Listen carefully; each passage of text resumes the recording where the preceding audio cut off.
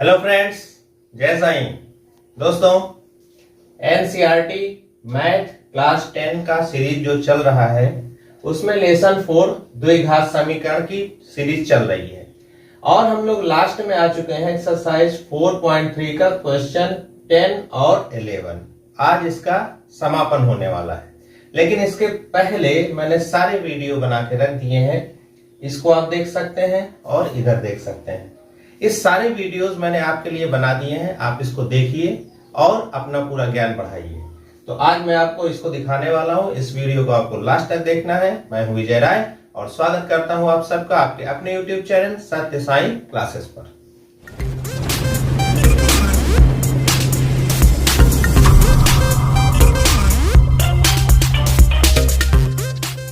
दोस्तों, आज का पहला सवाल है। ये सवाल ध्यान से समझो कि मैसूर और बेंगलोर के बीच यानी दो जगह है और 132 किलोमीटर की दूरी है।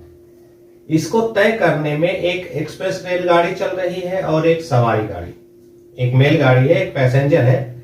तो जो एक्सप्रेस है वो सवारी गाड़ी से 1 घंटा कम समय लेती है, मतलब सवारी गाड़ी बाद में पहुंचती है और एक्सप्रेस 1 घंटा पहले।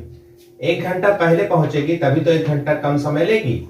यदि एक्सप्रेस रेलगाड़ी की औसत चाल सवारी गाड़ी की औसत चाल से 11 किलोमीटर अधिक हो, यानी एक्सप्रेस वाली जो गाड़ी है वो 11 किलोमीटर से अधिक भाग रही है।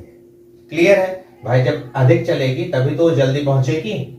और इसी तरह का सवाल आपको अगर याद हो तो क्वेश्चन नंबर 8 था, इसी तरह का सवाल था। अगर आप नहीं देना है तो जस्ट इसके पहले की वीडियो है, उसको आपको देखना चाहिए। तो इसको भी हम ऐसे ही लगाएंगे, सेम जैसे हमने इसको लगाया था। आपके पास कुल दूरी कितनी है? 132 किलोमीटर। देखना, ध्यान से समझो। कुल दूरी कितनी है भाई? 132 किलोमीटर।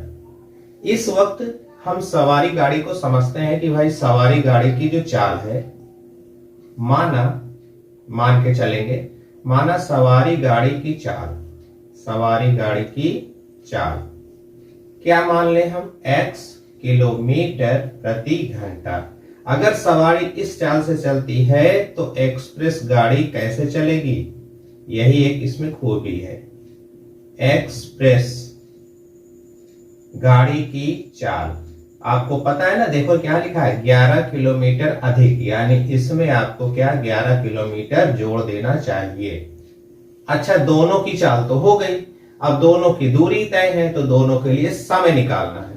अब यहां पर हम लोग लिखेंगे कि सवारी गाड़ी द्वारा लिया गया समय, उसमें भी मैंने बताया था समय दूरी बटा चाल, मतलब 132 बटे x। देखो सवारी का जो चाल है वो x है, घंटा। इसी तरह से अगर हम एक्सप्रेस की बात कर लें, एक्सप्रेस गाड़ी द्वारा लिया गया समय, सेम फिर से 132 बटे आपकी चाल कौन आएगी? x plus 11। यही आपको समझना था।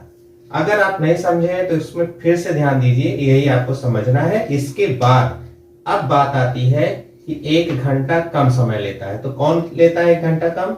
एक्सप्रेस लेता है। ठीक है, तो देखो एक्सप्रेस का, अब मैं इधर करता हूं एक इक्वेशन बनाने की कोशिश। एक्सप्रेस का समय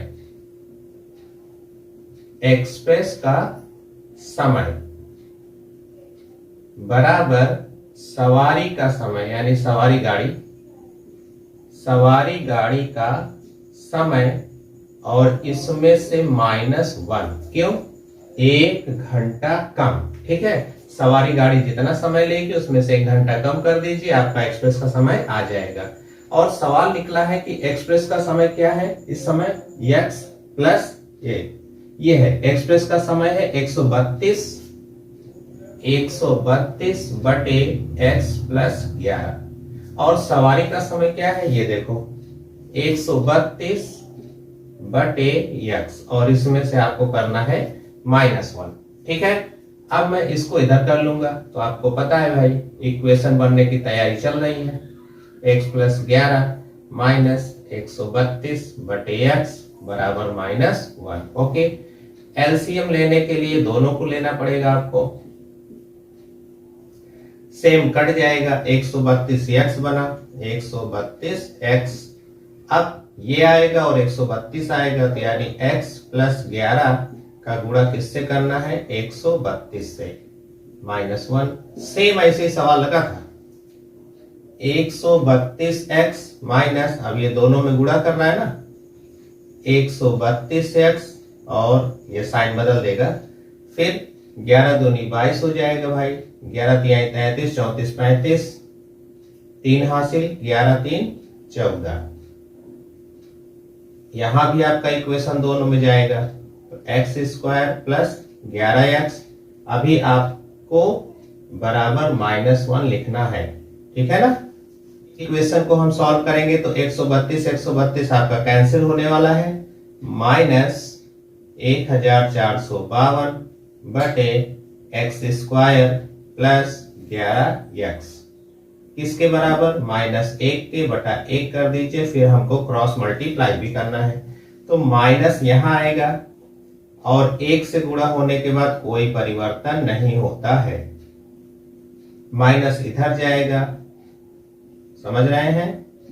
फिर दोनों तरफ के माइनस को आप छोड़ दीजिए, तो एक्स स्क्वायर प्लस 11x, इनको भी पहले बात तो एक छोड़ के दिखाता हूं, ये इक्वेशन बन गया, दोनों तरफ का माइनस मैंने छोड़ दिया।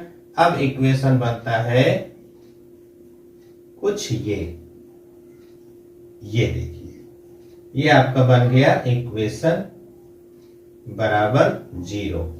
इसी इक्वेशन को अब मुझे सॉल्व करना है, चाहो तो आप द्विघाती सूत्र लगा दो, चाहे तो फैक्टराइज कर लो, गुणा करने पर ये आना चाहिए, माइनस करने पर 11 आना चाहिए, ठीक। अब मैं इसको सॉल्व करने जा रहा हूं, तो इसके लिए मुझे गिनती मिलेगी 44 - 33, 44 में से 33 को माइनस करेंगे तो ये आएगा और ये। अब मैं इसको करने चल रहा हूं, देखना कैसे होगा ये।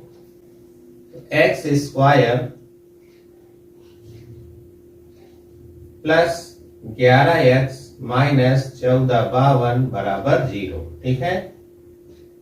चूंकि गिनती मुझे मिल गई है 44 - 33, x माइनस 1452।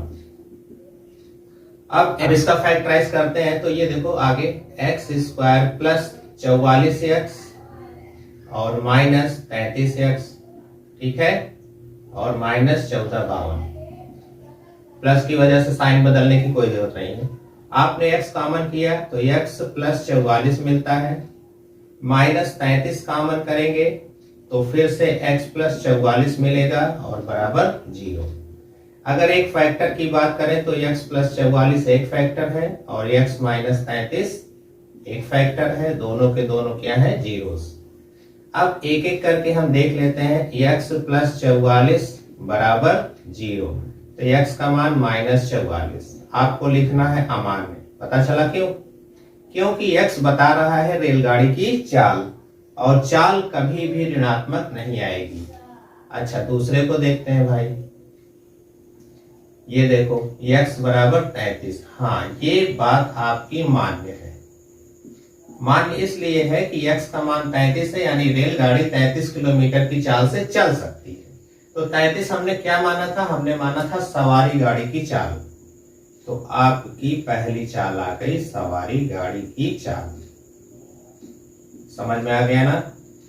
33 किलोमीटर प्रति घंटा। ओके, और इसी हिसाब से अगर एक्सप्रेस की बात की जाए, एक्सप्रेस गाड़ी की चाल, तो आपको पता है कि अभी वो 11 किलोमीटर से ज्यादा जा रही थी ना सवाल में, तो 44 किलोमीटर प्रति घंटा। ओके, पहला सवाल कंप्लीट हो गया। अब इसका अगला सवाल देखें। अगला सवाल ये रहा दोस्तों, बहुत ही अच्छा सवाल है ये।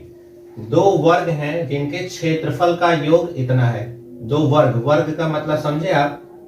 ये मतलब कि स्क्वायर का जो है साइड है, ये वर्ग। एक बड़ा मान लेते हैं, एक छोटा मान लेते हैं। क्लियर है? क्योंकि जब तक छोटा बड़ा नहीं मानेंगे हम अंतर नहीं कर पाएंगे। तो क्षेत्रफल तक पहुंचने के लिए हमें भुजा ज्ञात करनी है। मानो बड़े वाले की भुजा x है और छोटे वाले की भुजा y है। फिगर से समझो आप। और उनके परिमापों का अंतर 24 है। तो अब इतना तो क्लियर हो गया कि माना बड़े वर्ग की भुजा, बड़े वर्ग की भुजा है x, चूंकि मीटर मीटर चल रहा है तो x मीटर, और छोटे वर्ग की भुजा क्या माने y मीटर। अब आपको दो चीज निकालना है, एक क्षेत्रफल निकालना है, एक परिमाप। समझो, बहुत ध्यान से समझना है इसको। तो बड़े वर्ग का परिमाप, बड़े वर्ग का परिमाप, अगर हम बड़े वर्ग का परिमाप देखेंगे तो परिमाप होता है 4 गुणे भुजा, तो ये होता है 4x मीटर, बड़े की बात हो रही है। इसी तरह से अगर हम छोटे वर्ग का परिमाप निकालेंगे तो 4y मीटर, परिमाप की बात हो गई। क्षेत्रफल लेते हैं तो बड़े वर्ग का क्षेत्रफल, तो क्षेत्रफल होता है भुजा स्क्वायर, यानी कि x स्क्वायर। और इसी तरह से अगर हम छोटे वर्ग का क्षेत्रफल लेंगे तो हो जाएगा y स्क्वायर। इतनी चीजें तो यहां से हमने निकाल लिया। तो पहली कंडीशन है परिमापों का अंतर, परिमापों का अंतर। तो परिमापों का अंतर दिया हुआ है 24, देखो दिया है ना, परिमापों का अंतर 24 है। और इस वक्त परिमाप है 4x माइनस 4y बराबर 24। जब आप कॉमन करेंगे तो देखो 4 से कट गया तो x माइनस y बराबर 6। देख लो भाई, 4 4 और 4 से 24, तो x की वैल्यू मिलती है y प्लस 6 या 6 प्लस y, दोनों एक ही बात है। इधर से माइनस उधर गया, ये एक इक्वेशन मिल गया हमको। अगला कहता है कि क्षेत्रफलों का योग, क्षेत्रफलों का योग। अब क्षेत्रफलों का योग यहां देखो 468, ठीक है। अब क्षेत्रफल में आपका एक है एक्स स्क्वायर और दूसरा है वाई स्क्वायर, जैसा कि निकाल के रखे हैं हम 468। एक्स पे हमको रख देना है 6 प्लस वाई। क्यों रख देना है? क्योंकि इसकी वैल्यू है, और यहाँ वाई स्क्वायर बराबर 468। ए प्लस बी से इसको फैला देना है, first square plus second square plus 2 into first into second, और प्लस वाई स्क्वायर बराबर 468 चल रहा है, ठीक है ना। यहाँ हो गया 36, यहाँ हो गया वाई स्क्वायर, यहाँ हो गया 6 दूनी 12 वाई प्लस वाई स्क्वायर बराबर 468। अब समझो कि y और y हो गया 2y स्क्वायर प्लस 12y हो गया। यहां से ले लेंगे 36 और इनको लेंगे तो ये माइनस हो जाएगा 468। क्लिक। अब यहाँ पर हो गया 2y स्क्वायर प्लस 12y, और इन दोनों में हो गया घटाना तो माइनस लगेगा। 8 में से 6 गया आया 2, 6 में से 3 गया 3, यानी 432। आप चाहें तो 2 से सब को काट सकते हैं, तो y square plus 6y minus 216, ठीक है ना, इसका आधा हो गया। अब ये सवाल आगे जाएगा तो हमें चाहिए 216 गुणा पे और माइनस पे चाहिए 6, ठीक।